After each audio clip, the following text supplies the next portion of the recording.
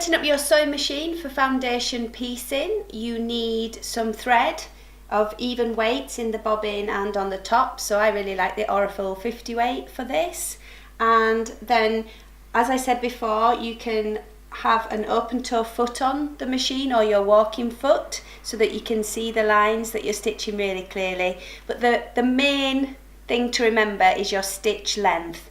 That's what's really important, because ultimately you are sewing paper and fabric together and then you're tearing the paper off. So you use a small stitch length so that when you take the papers off, that stitch doesn't break and those seams don't open. So what you need to do is, however it works on your machine, go to your stitch length, and the default normally when you switch them on, if they're computerized like this, is 2.2. So you want to go down to between 1.5 and 1.8.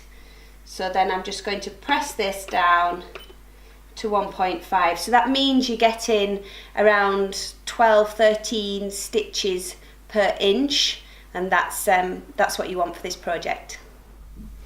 So I am now stitching through the paper and the fabric. I'm starting 1/4 of an inch before the line. I've got my clear foot on so I can see what my needle is up to. And I've got a small stitch length of 1.5, and I'm going along the line, well past it, and then finishing off.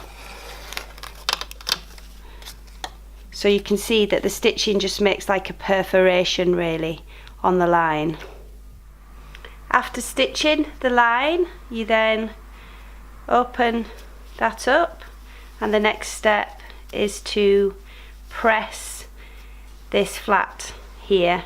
You can use a small craft iron or your regular iron, or there are also some seam rollers that you can buy, so whichever is your preferred method. So that's flat, and now I'm going back to my cutting mat to add on number 3.